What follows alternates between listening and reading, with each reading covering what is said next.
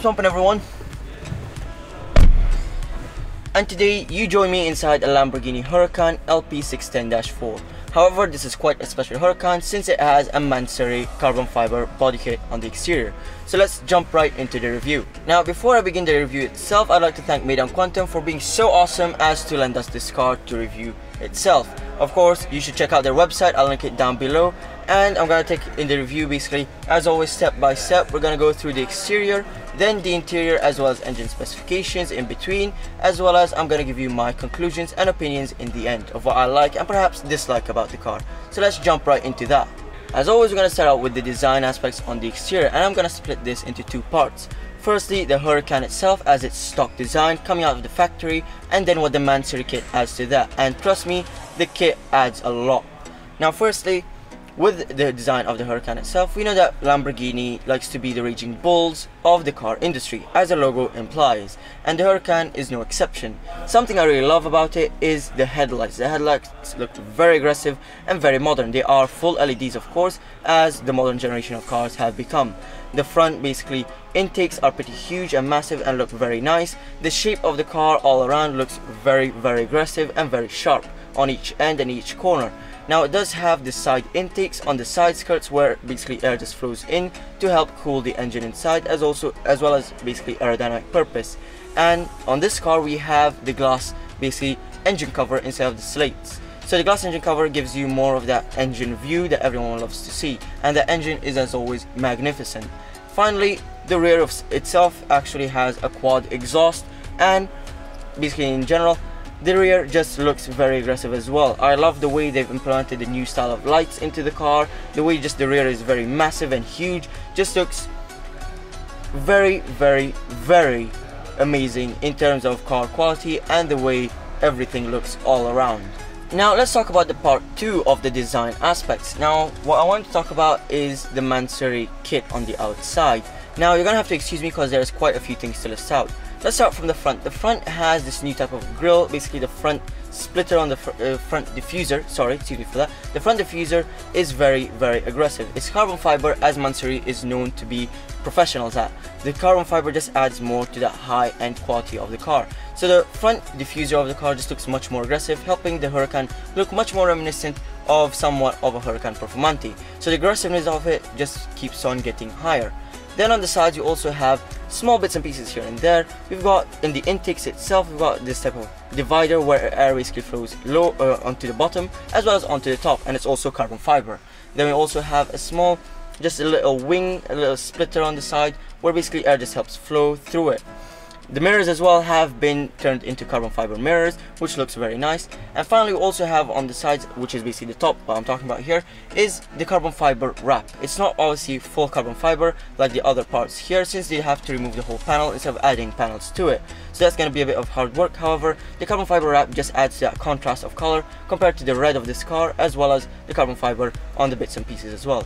Finally we talk about the rear, and the rear just has two main things that are very awesome. The spoiler is massive and very aggressive looking, and the diffuser is no exception to that aggressiveness. It just looks very beefy and very large and wide, with all the carbon fiber obviously added in to make it look much more exotic. And of course it has the quad tailpipes, which make it also look much more aggressive when driving on the roads. So this car, like I've said, Lamborghini made it look aggressive, Mansory took it a step forward. So in general it just looks much more, how would I put this? It looks like a monster driving through the streets. Now let's talk about the most important part in the car itself, the engine. And something that Lamborghini always is successful at doing is that engine. It's pretty much a V10 back there that you actually know from Lamborghini's lineups. Lamborghini is always known to make their V10 editions like the Gallardo and the Huracan, as well as their V12 editions like the Murcielago and the Aventador, as well as the latest Aventador S. So what does that engine do? What is it capable of producing? It's capable of producing 610 brake horsepower. So you know that from the name itself. The Lamborghini is called the Lamborghini Huracan LP610-4. So 610 is for the horsepower, the -4 is for how many wheels are turning to move the car around. So this one has an all-wheel drive system. So it's much more planted on the floor and you're not afraid of basically losing control when you're going at high speeds. Furthermore, we have performance figures that come to the top speed. The top speed goes up to 320 kilometers per hour and above. So about 325 or more depending on how fast you push the car. Then of course you also have the gearbox, yeah. The gearbox is a 7-speed dual clutch automated manual. So you know that it has the paddle shifters to shift gears up and down, as well as has a button in the center console that basically gives you the opportunity of putting it into automatic modes when you don't want to just hassle around in basically traffic or your city daily commute when you're going to work, or for example you're going to wherever your journey takes you. So if you want to go into automatic, as always with most of these cars, you just press a button. You want to go back into a basically automated manual, you just have to press the button again and you are given control of the gears when you want to shift. Something I forgot to mention is that this car has a 5.2 liter engine. So the V10 is actually 5.2 liters in capacity, as well as it skyrockets you from 0 to 100 in just 3.2 seconds. So you know this car is gonna be like a rocket shooting through the streets, as with most sports cars. Something else that I love about Lamborghini that they do, and most of the car manufacturers, is that the engine itself just looks magnificent. Opening it up, you just don't see a cluster of a bunch of components here and there. They have this cover on it that has the Lamborghini embroidered onto it with the steel, and it just looks very sleek, and in my opinion just looks very crisp and nice when it comes to cars like this. It just adds a little bit more uniqueness to them. Now let's do something all of us have been waiting for. Let's start up the engine. And as always with all of these cars, you have a keyless system for entering the car as well as starting up the engine. So all you need is the key in hand or nearby. And something I really love about Lamborghini is their key itself. I like the fact they have Lamborghini, the emblem itself here, as well as the Lamborghini logo embroidered into it, the Lamborghini words. You see the Lamborghini lettering of it. So it was also pretty much very heavy and it feels very luxurious. So as always, you're gonna put your foot down on the brake, and then, like I've mentioned before, you're gonna pull this up like in a jet, and then you're gonna press the start and stop button. So 1, 2, 3.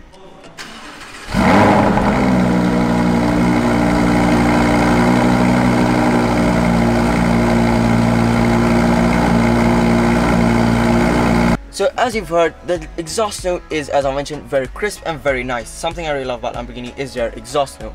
Now let's talk about the interior of the car. Of course, with every exotic car, the exterior contrasts the interior very nicely. So if it looks nice on the outside, it's gonna look nice on the inside. And this car is no exception.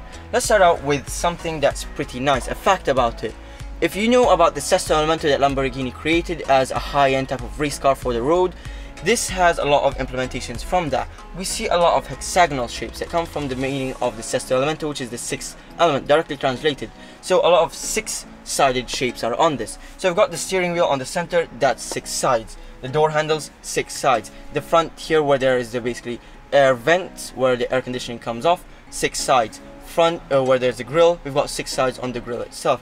So a lot of bits and pieces that are very nice as well. Even the start and stop button where you flick up like in the Aventador is also 6 sides, with the exterior being just the silver plating, which is 6 sides as well. Now let's talk about that itself. The start and stop button has been changed slightly, since on the previous one, like the Aventador, you could only flick up to start and stop, start the engine and stop the engine. However, on this one, they've implemented a small tweak to it. They've allowed you to be able to start and stop the engine without having to flick up that type of jet fighter feeling to it. However, if you want to do that, you still have the opportunity. You can still flick it up and press it if you just want to feel like you're in a jet, like within this car. And furthermore, about, of course, the start and stop button, I like the fact that the flick up, like this type of door mechanism, is in red. So that gives you a sense of it being important and like it's a very, very crucial part to the car, which it is. It is what you use to start and stop the car. Then we also have the reverse type of gear, which you flick backwards like you're trying to gain altitude in a jet fighter.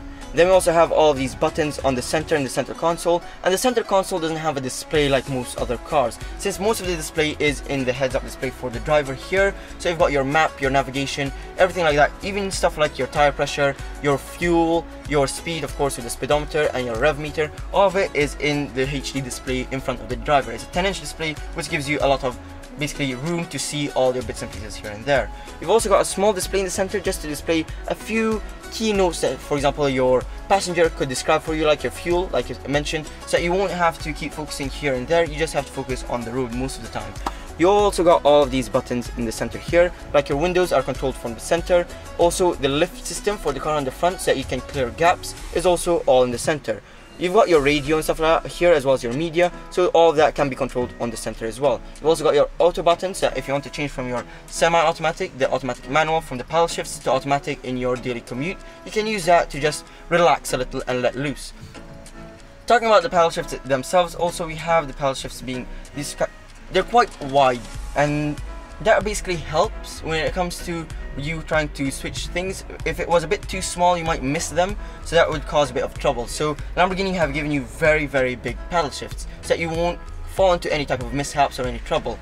Then we also don't have something that's quite a cool feature. We don't have sticks where you control your, for example, turn signals or your window wipers. So all of that is in the steering wheel, which just helps you keep your hands on the steering wheel at all times and not have to fiddle around here and there. Also, we've got this button in the bottom here of the steering wheel where you change your modes from Strada to Sport and Corsa, and it has a nice click to it. So just bits and pieces all over the place that just feel very nice, and in my opinion it actually feels like you're driving a jet fighter for the road, since it's fast, it looks amazing, it feels like a jet fighter just going through the road, just basically bulleting straight through the traffic or straight through the highways. And then you also have all these buttons, like I mentioned, the start and stop button you have to flick up. You've got the reverse button where you have to pull it backwards, like you're gaining altitude. All of that just feels very different compared to some other cars of the same class. When it comes to cars like Porsche, Ferrari, other cars like even Pagani and stuff like that, they have their own uniqueness to them, but something that's unique to Lamborghini is that it feels like a jet fighter for the road. Now, before I talk about my opinions and the conclusion itself, I'd like to talk about a few things on the interior as well. I didn't mention that the seats are actually sport seats. They're very nice and they're leather seats. They're very comfortable in my opinion. However, of course, sitting here too long might give you a bit of a backache, but Lamborghini has basically planned for that. You have the opportunity to adjust your seat however you want, and there are a few bumps that you can push out with the controls on the side of the seat to help you just straighten out your back a bit more, so that your spine doesn't feel a bit too exhausted after a long drive. So this car is very good for long drives as well, since it does implement comfort into it. Something else that's very nice about the seats is that it's a two-tone seat. There's a red leather compared to the black leather, with the red stitching on the on the black, and then the black stitching on the red. And finally, the embroidery on most Lamborghinis of the Lamborghini logo on the headrest. Then we also have storage-wise. I forgot to talk about storage in the last segment.